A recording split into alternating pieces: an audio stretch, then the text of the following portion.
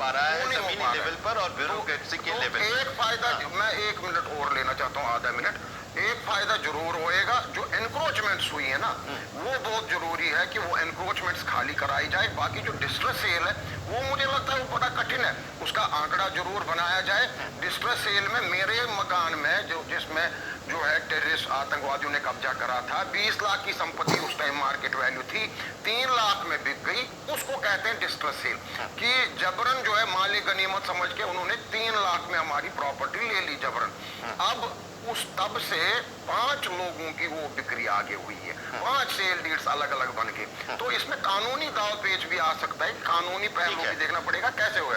और एनक्रोचमेंट हटाना बहुत जरूरी है। हमारी गांव की जमीन है, हमारे जमींदार, उनकी सब टेम्पल्स की एनक्रोचमेंट, जो सरकार ने भी एनक्रोचमेंट करी है कई टेम्पल्स पे, वो सब हटनी चाहिए। ठीक है, वो सब हटनी चाहिए। अब जरा संजय सिंह जी, भारतीय जनता पार्टी के नेता प्रवक्ता हमारे साथ हैं। सर जरा ये बताइए, 7 साल लग गए इस प्रोसेस को शुरू करने में, उम्मीद 2014 में इन लोगों को हुई थी कि आप आएंगे, लेकिन टाइम बहुत ज्यादा लग गया। देखिए, सच पूछिए तो टाइम बहुत कम लगा। भारत का सिरमौर कश्मीर, जम्मू कश्मीर, वहाँ 370 हटाकर आतंकवाद के तिलक को मिटाकर वहाँ राष्ट्रीय ध्वज का तिलक लगाया गया। ये एक सबसे बड़ा कर्तव्य था। उसके बाद से एक पॉलिसी डिसीजन लगातार होती रही। पहले तो आत्मविश्वास का पैदाइश कैसे हो, जो जिन लोगों को 1990 के दशक में वहाँ से जो आप बता रहे हैं कि एक रात के अंदर 1.5 लाख हटे, और तकरीबन जैसा भाई साहब बता रहे थे 5 से 6 लाख लोग हटे। अब आप समझिए, जो त्राहिमाम देखकर वो हटे हैं, उनके अंदर आत्मविश्वास को पुनर्जागृत करना और कश्मीर में ऐसे वातावरण का निर्माण करना कि फिर आत्मविश्वास के साथ वहाँ रह सके, ये कोई छोटा कार्य नहीं है, कठिन कार्य है। इसके लिए सरकार ने पहले ही वहाँ 6-7 ऐसे कठोर निर्णय लिए। जैसे अगर किसी के बेटी की शादी अगर कश्मीर से बाहर होती है तो उस पुरुष को नागरिकता नहीं दी जाती, उसके बच्चे को नागरिकता नहीं दी जाती थी, वो सब चीज को वापसी किया गया। हर मकान, हर भवन जो सरकारी थे उसके ऊपर राष्ट्रीय ध्वज की व्यवस्था की गई। इस तरह से करके और वहाँ बीडीसी के चुनाव करा गए, एक तरीके से माहौल को निर्माण करना और आतंकवाद को घसीटते हुए, खत्म करते हुए माहौल को निर्माण करना कोई छोटी बात नहीं है, ये एक बड़ी बात है। अब रही बात, जैसा कि अभी इन्होंने बोला कि डोमिसाइल के लिए भी चला था, वहां डोमिसाइल के लिए में टोटल 1500-1600 फॉर्म दिल्ली में आए थे उस वक्त में, जिसमें 260 ऐसे थे जो स्पष्ट रूप से थे जिसको सरकार ने प्रमाणित करके आगे बढ़ाया। बाकी के ऊपर इंक्वायरी करके चीजें आ रही हैं। अभी एक वेबसाइट लॉन्च किया गया। वेबसाइट का मुख्य उद्देश्य क्या है? अभी देखिए, इनका एक जनरेशन 31 साल में निकल गया।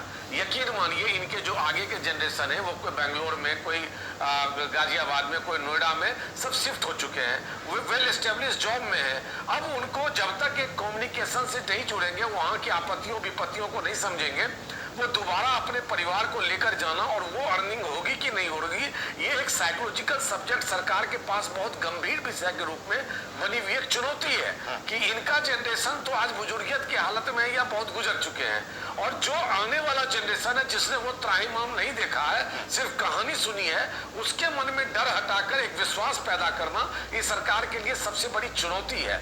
अभी जैसा भाई साहब ने कह रहे थे, अभी वेबसाइट में साफ साफ शब्दों में दिया गया है कि 1997 के बाद बहुत से ऐसे प्रॉपर्टी हैं जो लूट लिए गए। तो लूट लिए गए प्रॉपर्टी में तो साफ साफ पता चलता है कि इनके नाम पे खतियानी था, उनको वापस की जा सकती है। लेकिन बहुत से ऐसे कश्मीरी पंडित थे जिनको भय था कि ऐसा कुछ होने जा रहा है, उन्होंने अपने कम से कम दामों में इस प्रॉपर्टी को बेच करके वहां से चले आए। अब बेचने का मतलब होता है रजिस्ट्री हो जाना, म्यूटेशन हो जाना, जिसको ये अभी किसी शब्द से बोल रहे थे, दिमाग से उतर गया, तो वो म्यूटेशन हो जाना। अब अगर म्यूटेशन किया हुआ प्रॉपर्टी, दाखिल खारिज किया हुआ प्रॉपर्टी, बेची गई प्रॉपर्टी को आप अगर उठाएंगे और आतंकवाद का इफेक्टेड प्रॉपर्टी घोषित करेंगे उसको, तो आपको कहीं ना कहीं से, ये भाई साहब बैठे, ये ज्यादा अच्छा बेहतर इस पर बताएंगे, जो सबसे डिस्ट्रेसफुल इन्होंने शब्द इस्तेमाल किया था, वहां सबसे मुश्किल है कि जब दाखिल खारिज हो चुकी है, रजिस्ट्री हो चुकी है, रजिस्ट्री में अमाउंट रिफ्लेक्ट हो चुका है, तो आप सरकार के पास चुनौती है और 80% प्रॉपर्टी इसी तरह कम दामों में अड़ोसी पड़ोसी ने रजिस्ट्री करा के सबको विदा कर दिया।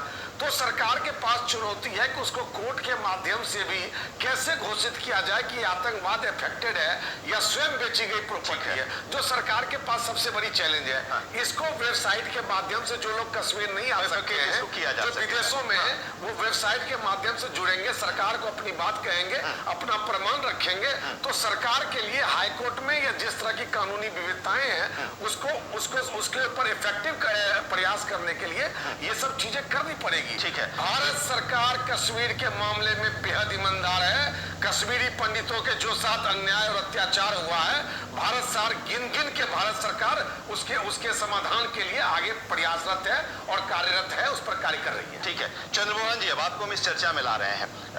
रविंद्र पंडिता जी को आप